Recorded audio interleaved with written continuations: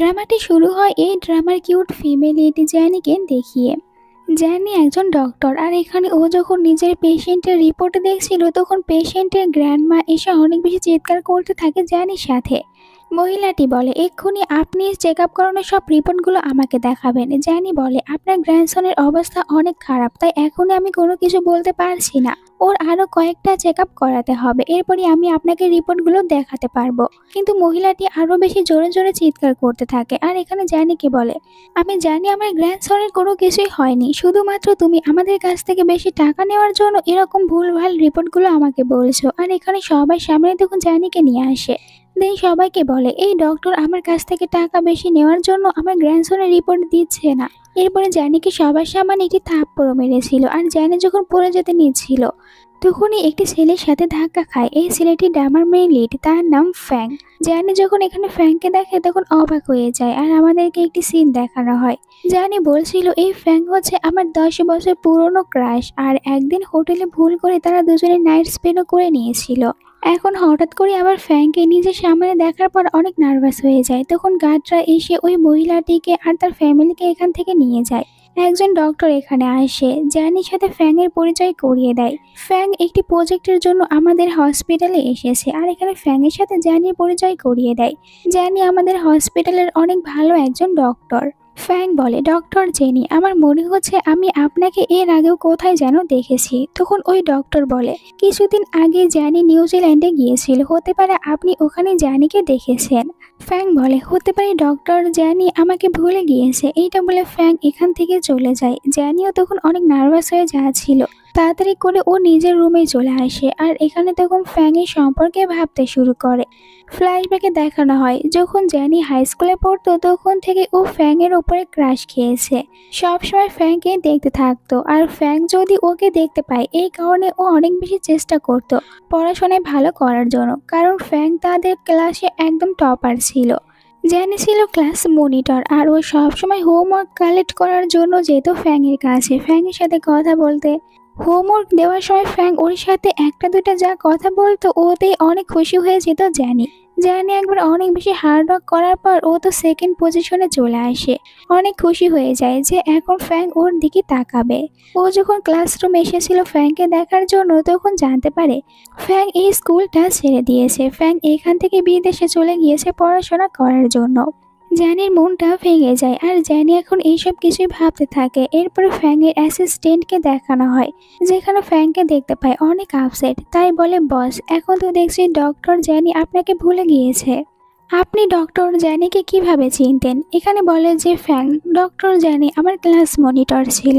ফ্যাংও একটি কথা মনে করে যে এদিন রাতে তারা দুজনে হোটেলে নাইট স্পেন্ড করেছিল। এরপরে যখন ফ্যাং রুমে আসে দেখতে পায় জ্যানি এখানে নেই। অ্যাসিস্ট্যান্টের কাছ থেকে জানতে পারে ওই মেয়েটি এখান থেকে চলে গিয়েছে। তখন ফ্যাং আপসেট হয়ে যায়। এখন অ্যাসিস্ট্যান্ট মনে মনে বলে, বস ওই মেয়েটির কারণে এত বেশি আপসেট রয়েছে, যেখানে কিনা ওই মেয়েটি বসকে চিনতেও পারেনি। তখন অ্যাসিস্ট্যান্টের কাছে একটি ফোন চলে আসে। এরপরে এই নিউজটি অ্যাসিস্ট্যান্ট ফ্যাংকে দেয়, আপনার কাজিন সিস্টারের ছেলে এই হসপিটালে ভর্তি রয়েছে, আপনি কি তাকে দেখতে যাবেন? আর আমি জানতে পেরেছি তার ডক্টর হচ্ছে জ্যানি। এইটা শোনার পর ফ্যাং বলে, ঠিক আছে। এরপরে হসপিটালের সিন দেখানো হয়, যেখানে জ্যানি তখন ওই বাচ্চা ছেলেটির চেক আপ করে। বাচ্চা ছেলেটির মা এসে বলে, দুষ্টামি একদমই করো না, একটু পর তোমার আঙ্কেল আসবে। তখনই ভিতরে ফ্যাং চলে আসে ওর কাজিনের ছেলেকে দেখার জন্য। এইখানে যখন ডক্টর জ্যানিকে দেখতে পায় তখন বলে যে, ডক্টর জ্যানি, আপনার সাথে তো আমার আবারও দেখা হয়েছে। জ্যানি ওকে হ্যালো বলে। মুভি প্রেমিকদের জন্য স্পেশাল অফার, 100% বোনাস প্রথম ডিপোজিটে। আমি জানি এটা অবিশ্বাস শোনাতে পারে, কিন্তু কিছু বিনামূল্যে নগদ অর্থ উপার্জন করা অনেক সহজ হয়ে গেছে, এবং আমার অনুসারীরা ইতিমধ্যে এটি করে ফেলেছে। আপনিও এটি করতে পারেন, শুধু এই 3টি ধাপ অনুসরণ করুন। আমার বায়োতে থাকা লিঙ্কে ক্লিক করুন এবং অনএক্সপেক্ট প্ল্যাটফর্মে নিবন্ধন করুন। নিবন্ধন করার পরে ন্যূনতম 300 টাকা জমা করুন। উপহার বিভাগে যান এবং আমার প্রোমো কোডটি প্রবেশ করান। এরপরে আপনি তাৎক্ষণিকভাবে 50 থেকে 1 লাখ টাকা বোনাস পাবেন। আপনি হয় বা বিকাশ, নগদ, রকেট উপায়ের মাধ্যমে এই অর্থ আপনার ব্যাংক অ্যাকাউন্টে স্থানান্তর করতে পারবেন অথবা প্ল্যাটফর্মে একাধিক গেম খেলতে পারেন যাতে পরিমাণ আরও বৃদ্ধি পায়। বিকল্পটি আপনার নিরাপদের উত্তোলন করা অথবা ঝুঁকি নেওয়া এবং দ্বিগুণ করা। তবে মনে রাখবেন এই অফারটি শুধুমাত্র তাদের জন্য যারা নিবন্ধনের পর ন্যূনতম 300 টাকা জমা করেন। সম্পূর্ণ প্রক্রিয়াটি নিরাপদ এবং সুরক্ষিত এবং কারো সাহায্যের প্রয়োজন 24 ঘন্টা 7 দিন গ্রাহক সহায়তা প্রদান করে। তাহলে আপনি কিসের জন্য অপেক্ষা করছেন? লিঙ্কটি আমার বায়োতে আছে, এক্ষুনি ক্লিক করুন, নিবন্ধন করুন, জমা করুন এবং জিতে শুরু করুন। এই অফারটি মাত্র 2 দিনের জন্য বৈধ এবং যে কেউ 50 থেকে 1 লাখ টাকা পুরস্কার জিতবে। এখানে কাজিন জিজ্ঞাসা করে, তোমরা কি দুজনে একে অপরকে চেনো? তখন বলে ফ্যাং, আসলে হোটেলে আমাদের দুজনের একবার দেখা হয়েছিল আর তখন আমার মনে হয় আমরা দুজনে একে অপরের উপরে অনেকটাই বেশি দুর্বল হয়ে পড়েছিলাম। দুজনকে একসাথে দেখার পর কাজিন সিস্টার মনে মনে বলে এরা দুজনে যদি কাপল হয় তাহলে দেখতে অনেক ভালো দেখাবে। এই কারণে ডক্টর জ্যানির ফোন নাম্বারটা নিজের কাছে রেখে দেয় যাতে করে ওর ছেলের কোনো প্রবলেম হলে তাড়াতাড়ি করে ফোন করতে পারে। ফ্যাংও এখান থেকে বাইরে চলে যায় আর ফ্যাং বাইরে এসে স্মোক করতে থাকে। একটু পরে এখান দিয়ে জ্যানি যাচ্ছিল, ফ্যাংকে দেখার পর মনে মনে বলে ফ্যাং কি এখানে আমার জন্য অপেক্ষা করছে? পাশ কেটে চলে যেতে নিয়েছিল। তখন ফ্যাং বলে, তোমার মনে হয় না ওই রাত নিয়ে তোমার কিছু একটা বলা উচিত? জ্যানি মনে মনে বলে, তাহলে ওর হাই স্কুলের কোনো কথাই মনে নেই যে আমি হাই স্কুলে ওর পেছনে ঘুরঘুর করতাম, শুধুমাত্র ওই রাতের কথা মনে রয়েছে আর আমাকে ভাবছে যে আমি শুধু ওর সাথে নাইট স্পেন্ড করেছি। তাই এখানে ফ্যাংকে বলে ওই রাতের জন্য আমি সরি, আর যা কিছু হয়েছে ওটা আপনি ভুলে যান, আমিও ভুলে যাব। ফ্যাং ওর কথা শোনার পর একটু হার্ড হয় আর বলে, তুমি যেহেতু ওটা ভুলে যেতে বলছো তাহলে আমি ভুলে যাব। রাতে ফ্রেন্ডের সাথে একটি ক্লাবে আসে, অনেক আপসেট থাকার কারণে অনেক বেশি ড্রিঙ্ক করতে থাকে। এখানে ফ্রেন্ড বলে, তুই শিওর এখন থেকে তুই এখানেই থেকে তোর বিজনেস দেখাশোনা করবি? আমার মনে হয় তোর বাবা তুই যদি এখানে থাকিস তাহলে তোকে বিজনেস ম্যারেজ করার জন্য জোর করতে থাকবে। ফ্যাং বলে, এটা তো আমি কখনোই করব না। ফ্রেন্ড বলে, তাহলে তুই ওই মেয়েটির সাথে দেখা করেছিলিস আর ওই মেয়েটি তোকে চিনতেও পারেনি আর তোকে সবকিছু ভুলে যাওয়ার কথাও বলেছে, তাহলে কেন ওর পিছনে সবাই নষ্ট করছিস? ফ্যাং তখন আবারও জ্যানির বলা কথাগুলো মনে করে, তাই আরো আপসেট হয়ে যায় আর এখানে ফ্রেন্ডকে বলে একদমই ওই মেয়েকে নিয়ে আর কোনো কথা বলবি না। পরের সিনে জ্যানির বাসায় জ্যানির বেস্ট ফ্রেন্ড আসে, জ্যানিকে ঘুম থেকে ওঠানোর চেষ্টা করে। তুমি কেন এরকম ভাবে ঘুমিয়ে ঘুমিয়ে তোমার ছুটিগুলো নষ্ট করছো? এই সব কিছু ওই ছেলেটির কারণে করছো যাতে করে তোমার দেখা ওর সাথে না হয়ে যায়। কিন্তু আজ তো আমি তোমাকে আমার সাথে বাইরে নিয়েই যাব। একটু পরে ও জ্যানিকে জোর করে নিয়ে আসে শপিং করার জন্য। জ্যানিকে একটি ড্রেস দিয়ে বলে তুমি এটা ট্রায়াল দাও। জ্যানি যখন ভিতরে ওই ড্রেসটি ট্রায়াল দিতে যায় তখন ওখানে থাকা অন্য আরেকটি মেয়ের কথা শুনতে পায়। মেয়েটি বলছিল কিছুদিন পরই আমার ফ্যাংয়ের সাথে বিয়ে হতে চলেছে আর আমি ফ্যাংয়ের ফিয়ন্সি। জ্যানি মনে মনে বলে, তাহলে ফ্যাং এখন আর সিঙ্গেল নেই, কিছুদিন পরে ফ্যাংয়ের তো বিয়ে হতে চলেছে। দেখতে পাই মেয়েটি এখান থেকে চলে যাচ্ছে। তখন ফ্রেন্ড এসে বলে তোমাকে এই ড্রেসে অনেক বেশি সুন্দর দেখাচ্ছে।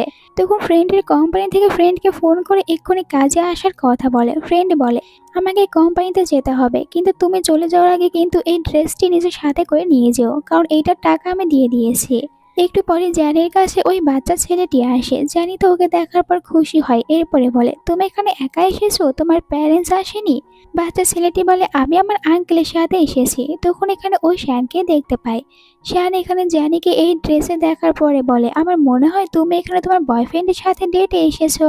জ্যানি বলে এমন কিছু না, উঠতে নিচ্ছিল তখন পড়ে যেতে নেয়। শ্যান জ্যানিকে ধরে নেয়। জ্যানি ফ্যাংয়ের পুরো নাম ধরে ফ্যাংকে এখানে থ্যাংক ইউ বলে। ফ্যাং বলে এখন তুমি কাজে নেই, তাই বাইরে যখন আমার সাথে দেখা হবে তখন তুমি আমার শুধুমাত্র লাস্ট নেমটা বলেই ডাকতে পারো। কিন্তু জ্যানি তো মনে মনে ভাবে ফ্যাংয়ের তো বিয়ে ঠিক হয়েছে, তাই আমি ফ্যাংয়ের ক্লোজে যেতে পারবো না। তাই ও ফ্যাংয়ের কাছ থেকে একটু দূরে থাকারই চেষ্টা করতে থাকে। বাচ্চা ছেলেটি বলে আঙ্কেল আমার মনে হয় আমাদের এই কিউট আন্টিকে বাসায় ড্রপ করে দেওয়া উচিত।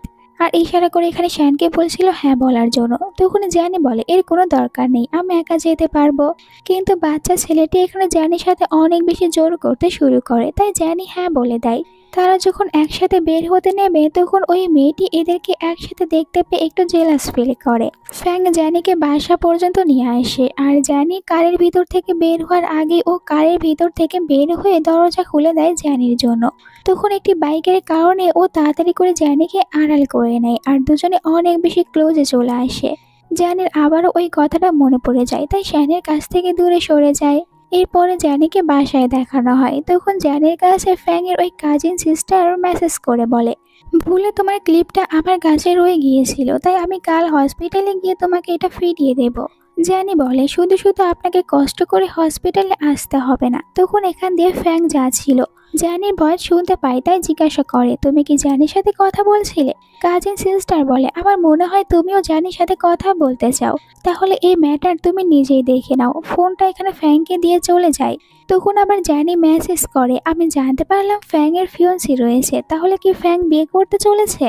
মেসেজটি দেখার পর ফ্যাং বলতে থাকে আমার সামনে তো এরকম কোনো কিছু জিজ্ঞাসা করবেই না, আর আমাকে দেখার পর এমন ভাব করে যেন ও আমাকে চিনেই না, আর এখন আমার সম্পর্কে এইসব কিছু জানতে চাচ্ছে। ফোনটা দিয়ে মেসেজ করে বলে এটা একদমই মিথ্যে কথা, আর তুমি যদি ওর সম্পর্কে কোনো কিছু জানতে চাও তাহলে ওর সাথেই কথা বলো। এইটা বলে নিজের পার্সোনাল নাম্বার এখানে জানিকে দেয়। পরের দিন জানি হসপিটালে আসার পর ভাবতে থাকে আমি কি ওকে ফোন করব। একটু পরে ফ্যাংয়ের কাছে ফোন করে আর ফ্যাংকে বলে আসলে তোমার ছাতাটা আমার কাছে রয়ে গিয়েছে, আমি ওটা তোমাকে ফিরিয়ে দিতে চাই। ফ্যাং বলে শুধু এইটা বলার জন্য ফোন করেছো নাকি অন্য কিছু বলতে চাও? তখন জানি তো নার্ভাস হয়ে যায়। তার উপরে একজন নার্স এখানে জানিকে বলে ডক্টর আমার মনে হয় আপনি আপনার বয়ফ্রেন্ডের সাথে কথা বলছেন। জানি ওকে চুপ থাকতে বলে। এরপরে ফ্যাংকে বলে আসলে ও ভুল বুঝে নিয়েছে তাই এরকম প্রশ্ন করেছে, আর তুমি আমাকে বলো কখন ফ্রি থাকবে, আমি কি তোমাকে ছাতাটা দিয়ে আসবো। নার্ভাস হয়ে তাড়াতাড়ি করে ফোনটা রেখে দেয়। তখন ফ্যাংয়ের কাছে ফ্যাংয়ের ফ্রেন্ড যার নাম শানি সে আসে আর বলে আচ্ছা তাহলে এখন তুমি ছাতা নেওয়ার বাহানায় ওই মেয়েটির সাথে দেখা করতে যাবে? তুমি আর এই মেয়েটি তো নাইট স্পেন্ড করেছো, তাহলে কেন না ওর বয়ফ্রেন্ড হয়ে যাও?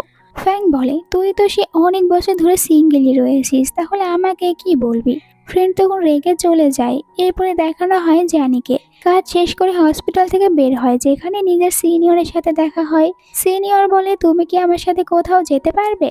জানি ওকে কিছু বলতে নেবে তখন এখানে ফ্যাংয়ের কার চলে আসে, তাই জানি ওকে সরি বলে ফ্যাংয়ের কারের ভিতরে উঠে পড়ে, এখান থেকে চলে যায়। সিনিয়র তখন দুজনকে দেখতে থাকে।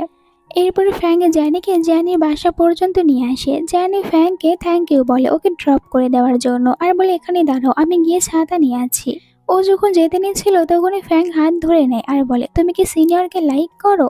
জানি বলে আমি সিনিয়রকে লাইক করি না। ফ্যাং বলে তাহলে তোমার এইটা সিনিয়রকে বলে দেওয়া উচিত, যদি না বলো তাহলে পরে গিয়ে সিনিয়র অনেক বেশি কষ্ট পাবে। জানি বলে এটা আমি ওকে অনেকবার ক্লিয়ার করেছি যে আমি ওকে লাইক করি না, কিন্তু এরপরেও আমাকে ডিস্টার্ব করতে থাকে। অনেকবার বলেছি কিন্তু এরপরেও এটা ও একদমই অ্যাকসেপ্ট করে নিতে চাচ্ছে না। ফ্যাং বলে তুমি আমাকে নিয়ে কি ভাবো এইটা বলো, আমাকে নিয়ে তোমার মনের ভিতরে কি রকম ফিলিংস রয়েছে? তুমি তো আমার সাথে নাইট স্পেন্ড করেছো। তখন ভাবতে থাকে জানি ফ্যাং অনেক বেশি হ্যান্ডসাম আর ফ্যাং এর পরিবার অনেক বেশি রিচ, তাহলে ফ্যাং কেন আমার মতন একটি মেয়েকে নিজের গার্লফ্রেন্ড বানাবে? এটা তো কিছুতেই হবে না। তাই আমার উচিত ফ্যাংয়ের কাছ থেকে দূরে থাকা। এই কারণে ও ফ্যাংকে বলে ওই রাতের জন্য আমি সরি, তখন আমি অনেক বেশি ড্রাঙ্ক অবস্থায় ছিলাম তাই তোমার সাথে এরকমটি করেছি, তুমি আমাকে ক্ষমা করে দিও। ফ্যাং ওকে কোনো কিছু না বলে ওর দিকে এগিয়ে যেতে শুরু করে ওকে কিস করার জন্য।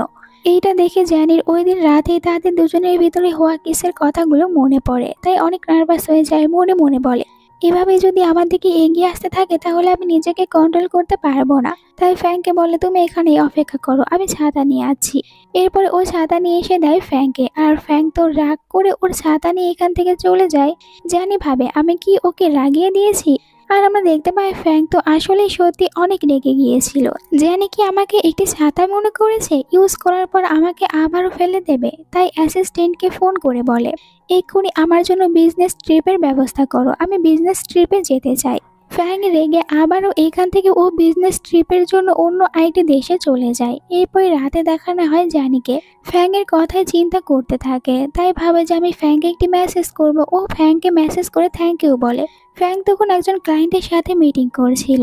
ফোনে নোটিফিকেশন দেখার পর বুঝতে পারে জানি ওকে মেসেজ করেছে, খুশি হয়ে যায়। জানি ওকে আরও একটি মেসেজ করে। ফ্যাং যখন এটা দেখতে নেবে তখন দেখে জানি আবার এটা ডিলিটও করে দিয়েছে। তাই ও নিজেও তখন জানিকে একটি মেসেজ করে। জানি খুশি হয়ে মেসেজ দেখতে নেবে, দেখতে পায় যে ফ্যাং ওইটা ডিলিট করেছে। পরের দিন জানি ফ্রেন্ডের সাথে দেখা করে ফ্রেন্ডকে বলে আচ্ছা সারাদিন কেউ যদি অন্য কাউকে নিয়ে চিন্তা ভাবনা করে থাকে তাহলে এটার মানে কি হবে? আর ওর কথাগুলো শোনার পরই তো ফ্রেন্ড এখানে বুঝতে পারে জানি অবশ্যই ফ্যাং এর কথাই বলছে।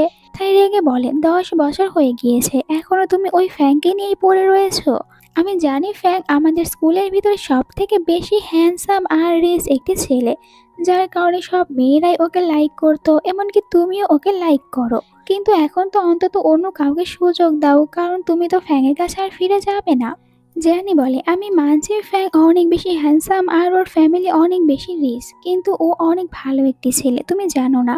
ফ্ল্যাশব্যাকে দেখানো হয় যখন স্কুলের কিছু স্টুডেন্টরা জ্যানিকে অনেক বেশি বুলিং করেছিল, আর জ্যানিকে বলেছিল যে তোমার ফ্যামিলিতে এখন ব্র্যান্ড কাপ হয়ে গিয়েছে আর তোমার মম ড্যাড একদমই ভালো না, তারা এখন জেলে যাবে। তখনই ওখানে শ্যান আসে, ওদের সবাইকে তাড়িয়ে দেয় আর এখানে জ্যানির কেয়ার করতে শুরু করে। জ্যানিকে এটাও বলে, তোমার পুরো লাইফ এখন পড়ে রয়েছে, তাই ওদের কথায় কান দিও না, নিজের মতন করে বাঁচতে শিখো। তখন থেকে তো জ্যানির কাছে ফ্র্যাঙ্ককে আরো বেশি ভালো লাগতো। কথাগুলো শোনার পর ফ্রেন্ড বলে, আমি বুঝতে পেরেছি তুমি এখনো ওকেই লাইক করো, তাই আমি বলবো যে তুমি ওকে ফোন করো, ওর সাথে কথা বলো। জ্যানিও এতে রাজি হয়ে যায় আর ও ফোন করে ফ্যাংয়ের কাছে, কিন্তু ফ্যাং ওর ফোনটা ধরছিল না। ফ্রেন্ড বলে, কাজিন সিস্টারের কাছে ফোন করো, তোমার কাছে তো নাম্বার রয়েছে। জ্যানি তখন কাজিন সিস্টারের কাছেও ফোন করে, যেখান থেকে জানতে পারে ফ্যাং তো বিজনেস ট্রিপের কারণে বাইরে গিয়েছে। জ্যানি জিজ্ঞাসা করে, তাহলে ফ্যাং কবে ফিরে আসবে? সিস্টার বলে, এটা আমি বলতে পারবো না, কিন্তু আমি ওর হোটেলের অ্যাড্রেস তোমাকে পাঠিয়ে দিচ্ছি। ফ্রেন্ড বলে, এখন তোর কাছে একটি চান্স রয়েছে, তুই গিয়ে ফ্যাংয়ের সাথে দেখা করে নে।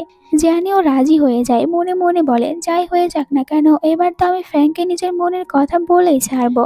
এরপরে চলে আসে ওই হোটেল রুমের বাইরে এসে নক করতে থাকে। ফ্যাং দরজা খোলার পর জ্যানিকে দেখতে পেয়ে অবাক হয়ে যায়, আর জ্যানি কোনো কিছু না বলে এখানে ও ফ্যাংকে কিস করে। ফ্যাং বলে, এটার মানে কি? তুমি কি এবারও বলবে তুমি অনেক বেশি ড্রিঙ্ক করে এখানে এসেছো আর আমাকে কিস করেছো? জ্যানি বলে, এবার আমি একদমই ড্রিঙ্ক করে আসিনি, আমি তোমার সাথে দেখা করতে এসেছি। ফ্যাং বলে, তুমি শুধুমাত্র আমাকে একটি কিস করার জন্য এত দূর থেকে এসেছো? তখন জ্যানি ওকে বলে যে আমি তোমাকে এখানে একটি অফার করতে এসেছি, যে আজ আমি তোমার সাথে একটি রাত কাটাতে চাই। ফ্যাং বলে, তোমার মাথা ঠিক আছে? তুমি এটা আমাকে কিরকম অফার করছো? জ্যানি বলে, আমি একদমই ঠিকই আছি আর আমি নিজের জ্ঞান থেকেই তোমাকে এই কথাটি বলছি। আমি চাই আমাদের দুজনের ভিতরে একটি রিলেশনশিপ তৈরি করতে, আর এইটা তুমি যতদিন পর্যন্ত বলবে আমাদের ভিতরে কন্ট্যাক্ট থাকবে, এরপরে তুমি চাইলে এর ভিতর থেকে বের হয়ে যেতে পারো। ফ্যাং ওকে বলে, তুমি এইটার প্ল্যান কবে থেকে করেছো? জ্যানি বলে, যেই দিন প্রথম আবার আমি তোমাকে হসপিটালে দেখেছিলাম ওই দিন থেকে। ফ্যাং একটু রেগে বলে, তুমি কি এরকম অফার সবাইকে দিয়ে থাকো? জ্যানি বলে, আজ পর্যন্ত আমি এই অফার কাউকেই দিইনি, শুধুমাত্র তোমাকে দিয়েছি, কারণ আমি তোমার সাথে ওই সব কিছু করতে চাই। এরপরে তুমি তোমার ইচ্ছা মতন এই কন্ট্যাক্ট থেকে বের হয়ে যেতে পারো। তখন বলে ফ্যাং, একদম ঠিক ভেবেচিন্তেই বলছো তো, এখন নিজেকে আর দূরে সরাতে পারবে না। এরপরে ও এখানে জানিকে কিস করতে শুরু করে। দুজনে এখানে ফুল মুডে ছিল, তাই আবারও একে অপরের সাথে নাইট স্পেন্ড করে নেয়। পরের দিন সকালে জানির ঘুম ভেঙে যায়। তখন জানির মনে পড়ে ওর তো এখন কাজে যেতে হবে, আর কাল রাতের কথাও মনে পড়ে। একটু পরেই শ্যান ওর জন্য পানি নিয়ে আসে, ওকে পানি খেতে দেয়। এরপরে জানির পাশেই বসে পড়ে। জানিকে ও কিছু বলতে যাবে, এর আগে জানি বলে, আমাকে এখন কাজে যেতে হবে, তাই তুমি কি রুম থেকে বাইরে যেতে পারবে? আসলে আমি এখন আমার ড্রেস পরতে চাচ্ছি।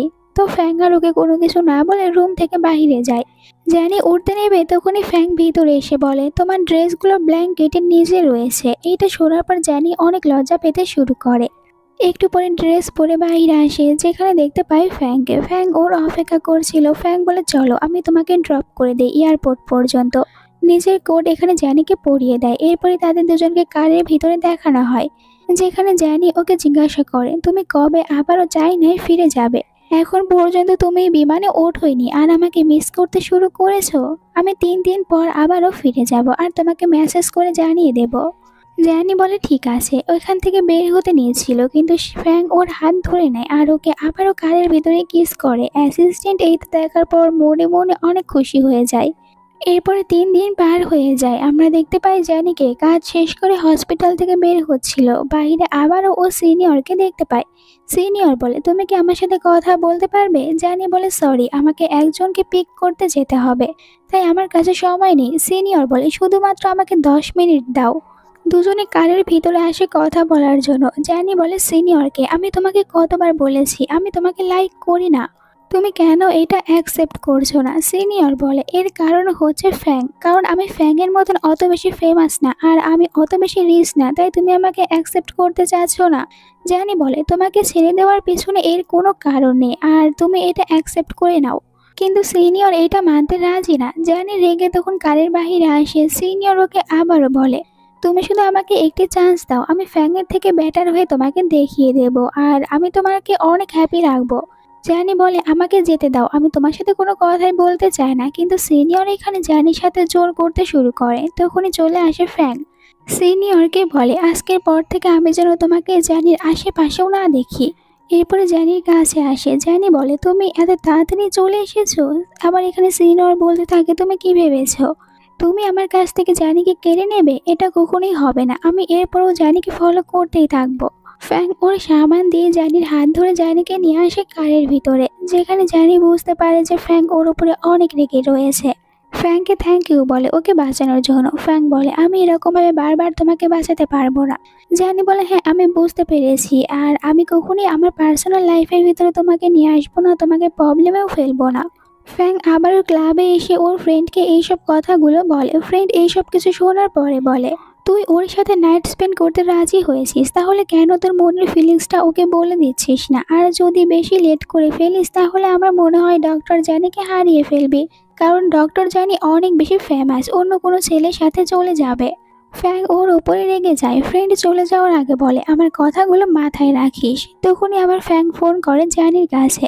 জানিকে বলে, কাল তুমি ফ্রি রয়েছো? জানি বলে, এখন পর্যন্ত কাল আমি কোনো কিছুর প্ল্যান করিনি।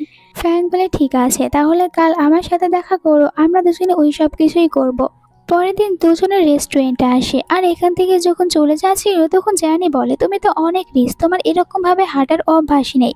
ফ্যাং বলে, তোমার চোখে কি আমি একজন এলিয়েন? আমারও তো এরকম ভাবে হাঁটতে ভালো লাগে, কিন্তু আমার সময় হয় না, তাই হাঁটতে পারি না। এরপরে আবার তারা ওখান থেকে রোডে চলে আসে, যেখানে একে অপরের সাথে কথা বলতে বলতে হাঁটছিল। একটি ছেলে এসে বলে, আপনার গার্লফ্রেন্ডকে এই ফুলটা কিনে দিন। কিন্তু ফ্যাং তো মানা করে। ছেলেটি নিজে থেকেই জানিকে ফুল দেয় যে, আপনি এত বেশি বিউটিফুল, তাই এটা আমি আপনাকে গিফট করছি। জানির কাছে ফুলটা অনেক বেশি কিউট লাগে। ফ্যাং তখন এক নজরে জানিকেই দেখতে থাকে, আর এরপরে ও জানিকে প্রশ্ন করে বসে, আমি কি তোমাকে কিস করতে পারবো? এরপরে দুজনেই কারে চলে আসে। তোমরা এইটা ভেবো না ফ্যাং এখানে রোমান্টিক হয়ে জানিকে কিস করছে, আসলে ও তো জেলাস ফিল করে এখানে জানিকে কিস করছে। জানিকে বলে, তুমি আজ থেকে অন্য কোনো ছেলেকে দেখার পর স্মাইল করবে না, শুধু আমাকে দেখে স্মাইল করবে, আর আমার সাথে তুমি শুধুমাত্র রাত কাটাবে। আর তারা দুজনে বাসায়ও চলে আসে। একটু পরে এখানে গ্র্যান্ডমা ফোন করে আর বলে, আমি তোমার ফ্রেন্ডের কাছ থেকে জানতে পারলাম তুমি একটি গার্লফ্রেন্ড বানিয়েছো, আর ওই মেয়েটি একজন ডক্টর, দেখতে কেমন, তুমি আমার সাথে দেখা করাবে না? ফ্যাং বলে যে কিছুদিন পর দেখা করাবো, এখন ওই মেয়েটি ঘুমাচ্ছে। ফোন রেখে দেওয়ার পর দেখতে পায় জানি নিচে পড়ে গিয়েছে। জানির কাছে চলে আসে আর জানিকে বলে, সাবধানে চলাফেরা করো। এরপরে জানির কেয়ার করতে থাকে। জানি এক নজরে ফ্যাংকেই দেখতে থাকে আর হাই স্কুলের কথা মনে করে। যখন ফ্যাং ওকে স্টাডিতে হেল্প করতো তখন এক নজরে ও ফ্যাংকে শুধু দেখতে থাকতো। এখনো মনে মনে বলে, এখন তো ফ্যাং আগের থেকে আরো বেশি হ্যান্ডসাম হয়েছে। তখনই ফ্যাং জিজ্ঞাসা করে, এরকম ভাবে কি দেখছো? জানি বলে, কিছু না। এরপরে বলে, আমার পায়ে এখন আর ব্যথা করছে না, তাই তোমার আর এরকম করতে হবে না। ফ্যাং বলে, কিন্তু আমার তো ব্যথা করছে, এই দেখো হাতে, তুমি এখানে আঘাত করেছো। জানি ওকে বারবার সরি বলে। ফ্যাং বলে, আরে মজা করছিলাম, চলো এখন আমাদেরকে কাজে যেতে হবে। রাস্তা দিয়ে যাওয়ার সময় জেনি দেখতে পায় ওর কাজিন সিস্টারের হাজবেন্ড এখানে অনেক বাজে ব্যবহার করছে সিস্টারের সাথে, এমনকি ধাক্কা দিয়ে ফেলেও দেয়। জানি তাড়াতাড়ি করে কাজিন সিস্টারকে ওঠায়। এরপরে বলে যে ওয়াইফের সাথে এটা কিরকম ব্যবহার করছে, কারণ এ তো এখন প্রেগনেন্ট। হাজবেন্ড বলে, আমার ওয়াইফ আমি যেরকম ইচ্ছা ব্যবহার করব, তোমার কি? জানি তখন ওকে শিক্ষা দেয়। একটু পরে ওখানে ফ্যাং চলে আসে, আর ফ্যাং এখানে এসেছিল জানিকে জিজ্ঞাসা করার জন্য জানি ঠিক আছে কিনা। ছেলেটি ফ্যাংকে দেখার পর চুপ হয়ে যায়। এরপরে ফ্যাং কোম্পানিতে ছিল। অ্যাসিস্ট্যান্ট এসে জানায়, আপনার বাবা সং ফ্যামিলির মেয়ের সাথে আপনার বিয়েটা ঠিক করতে চাচ্ছে। ফ্যাং বলে, ওই ফ্যামিলির মেয়েকে বিয়ে করলে আমাদের কোম্পানির কি এমন উন্নতি হবে? আমি তো কিছুতেই করব না। হসপিটালে জানির কাছে খবর আসে, আপনার কাজিন সিস্টার অবস্থা ভালো না, ওর সার্জারি করাতে হবে। জানি তাড়াতাড়ি করে ওখানে আসে। সিস্টার বলছিল, প্লিজ আমার বেবিকে বাঁচিয়ে নাও। জানি বলে, তুমি কান্না করো না, আমি তোমার অপারেশন করাবো। কিন্তু মেয়েটির হাজবেন্ড এখানে অপারেশন করাতে একদমই রাজি হয় না, যে এরকম আনহেলদি বেবি আমার একদমই পছন্দ না। মেয়েটি বলে, এটা কিভাবে বলতে পারো, এটা তো তোমারই বেবি। আর এখানে ওই ছেলেটির বাবাও এসে বলতে থাকে, তোমার বেবিটি অনেক বেশি দুর্বল, তাই এরকম বেবি নিয়ে আমরা কি করব, তাই আমরা কোনো অপারেশন করাতে পারবো না। আর এখানে জানিকে দেখার পর ওই ছেলেটির সিস্টার তো জানিকে চিনতে পারে। লিলি সং ফ্যামিলির একমাত্র মেয়ে। এখানে বলে ড্যাড এটাই হচ্ছে ওই মেয়েটি যার কারণে ফ্যাং আমাকে ইগনোর করছে।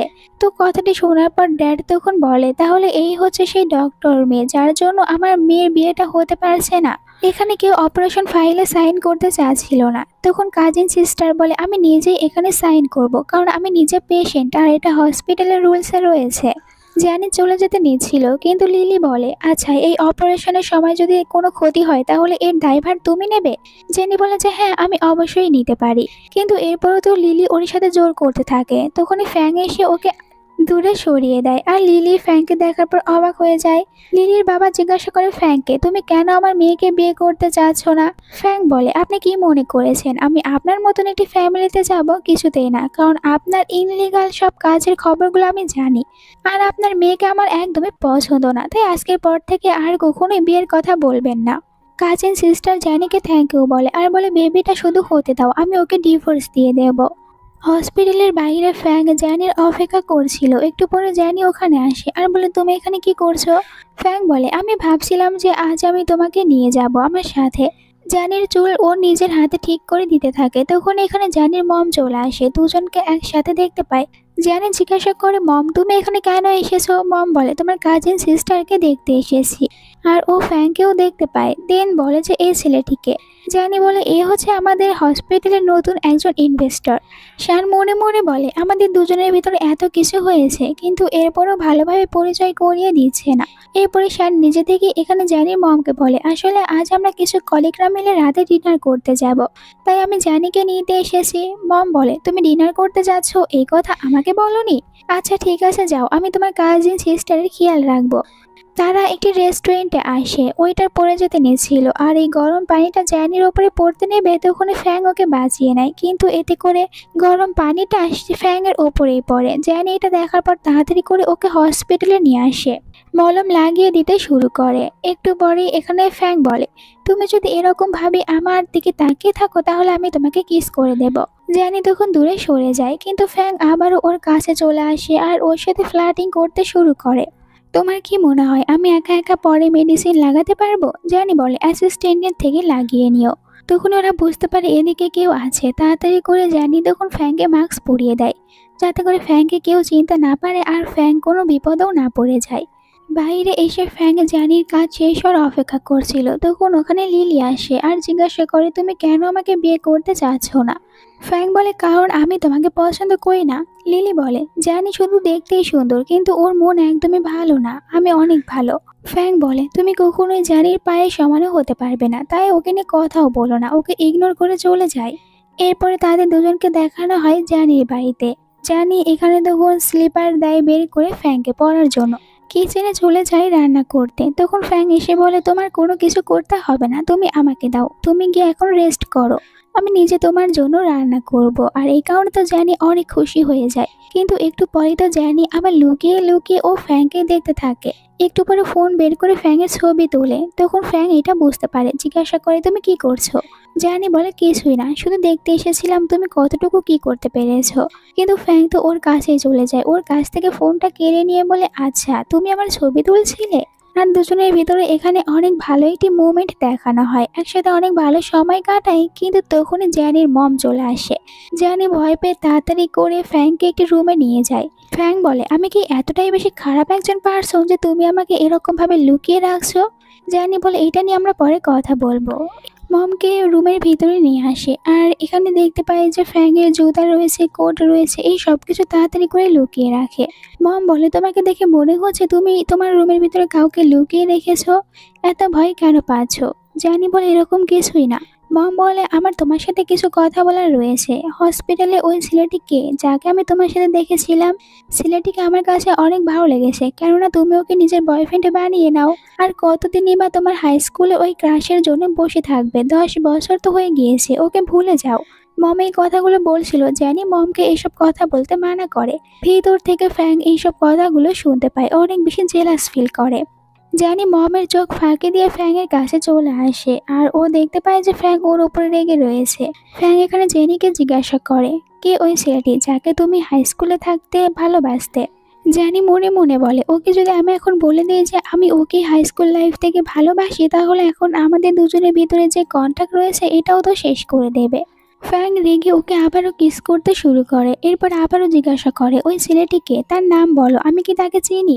জানি বলে, তুমি ওই ছেলেটিকে চেনো না, কিন্তু ছেলেটি আমাদের স্টাডি গ্রুপে ছিল। ফ্যাং তো ওর উপরে অনেক রেগে যায়। জানিও এটা ভালো করেই বুঝতে পারে, তাই বলে, ঠিক আছে, আমি তোমাকে প্রমিস করছি পরের বার আমি তোমাকে আমার মমের সাথে পরিচয় করিয়ে দেব। এরপরে ফ্যাংকে বাসা থেকে বের করার জন্য অনেক বেশি কষ্ট করে নিজের মমের চোখ ফাঁকি দিয়ে ফ্যাংকে বাসার বাইরে বের করে দেয়। সাথে ফ্যাংয়ের বাকি জিনিসগুলো বাইরে বের করে দেয়। ফ্যাং তখন কারের ভিতরে আসে আর ফ্রেন্ডকে ফোন করে বলে, তাড়াতাড়ি খোঁজ নে কে ওই ছেলেটি যাকে কিনা জানি হাই স্কুল লাইফে লাইক করতো। ফ্রেন্ড ওদের হাই স্কুলের একটি পিক এখানে ফ্যাংয়ের কাছে পাঠিয়ে দেয়, আর ফ্যাং যেখানে কিনা নিজের পিকটাও দেখতে পায়।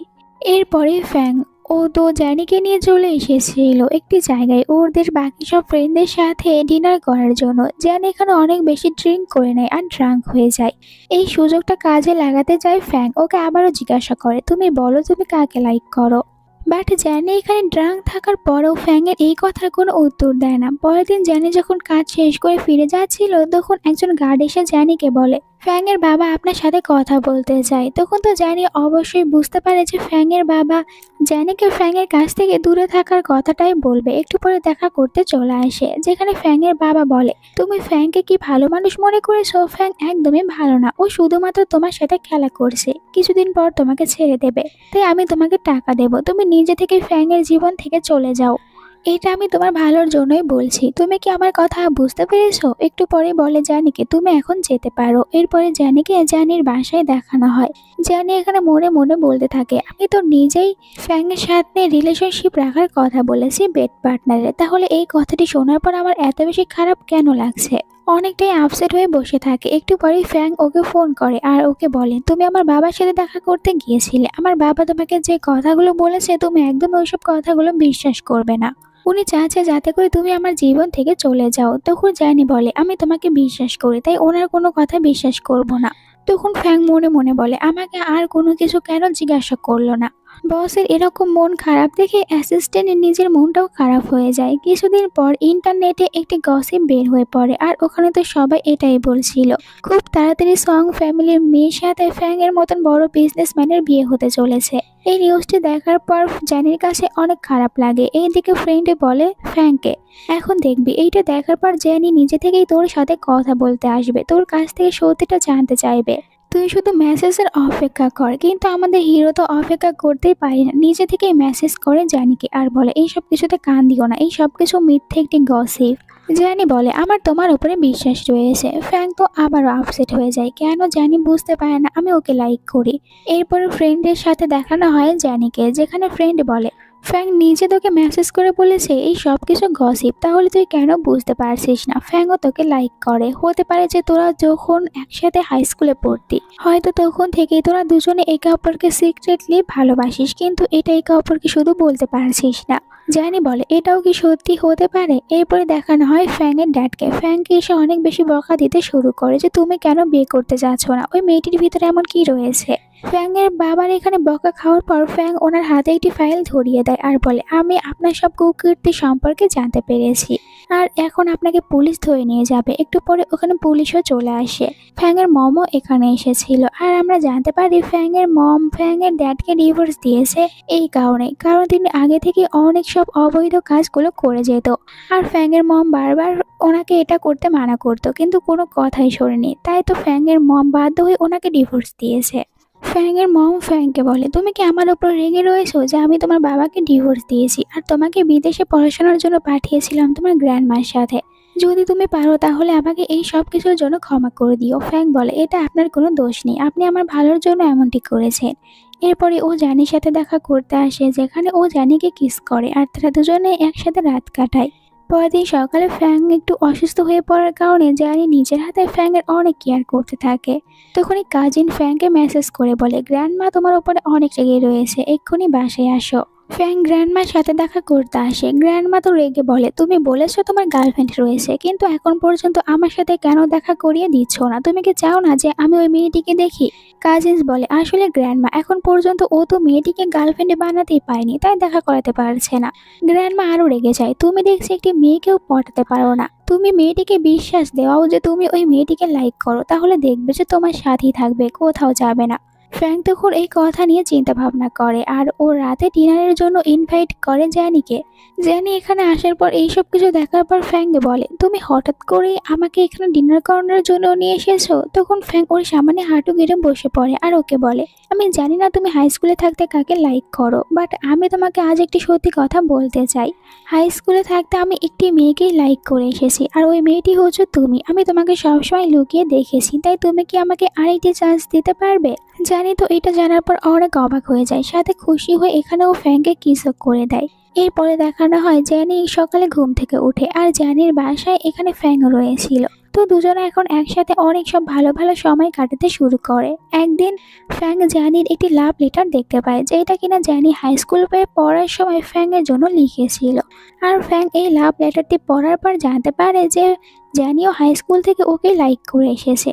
তখনই জ্যানি চলে আসে, ওর কাছ থেকে লাভ লেটার কেড়ে নিয়ে বলে, তুমি এটা পড়তে পারো না। কিন্তু ফ্র্যাঙ্ক তো ওকে হাক করে নেয় আর বলে, আমি জানতাম না যে তুমিও এত বছর ধরে আমাকে লাইক করো। দুজনে এইটা জানতে পেরে অনেক খুশি যে হাই স্কুল থেকে ওরা দুজনে একে অপরকে লাইক করে। কিছুদিন পরে জ্যানি আর ফ্র্যাঙ্ক তারা দুজনে তাদের ওই পুরোনো হাই স্কুলে ঘোরার জন্য আসে, যেখানে তারা একে অপরের সাথে অনেক হাসি খুশি একটি সময় কাটাতে থাকে। তখনই ক্লাসরুমে একটি টিচার চলে আসে, আর এইটা তাদেরই সেই পুরানো ক্লাস টিচারই ছিল। তো দুজনকে একসাথে দেখার পর টিচার খুশি হয়ে যায়, এইটা জানতে পেরে যে তারা দুজনে এখন একসাথে রয়েছে। টিচার চলে যাওয়ার পর ফ্র্যাঙ্ক এখানে অনেক সুন্দর একটি রিং বের করে হাঁটু গেড়ে বসে প্রপোজ করে জ্যানিকে ওকে বিয়ে করার জন্য। জ্যানিও খুশি খুশি হ্যাঁ বলে দেয়, কারণ জ্যানি তো এই দিনটার জন্য অনেক দিন ধরে অপেক্ষা করেছে। আর এখানে এই সুন্দর ড্রামাটার এন্ডিং হয়ে যায়। তোমাদের কাছে আজকের এই ড্রামাটা কেমন লেগেছে কমেন্ট করে জানাও। ভালো লেগে থাকলে চ্যানেলটিকে সাবস্ক্রাইব করো। Bye bye.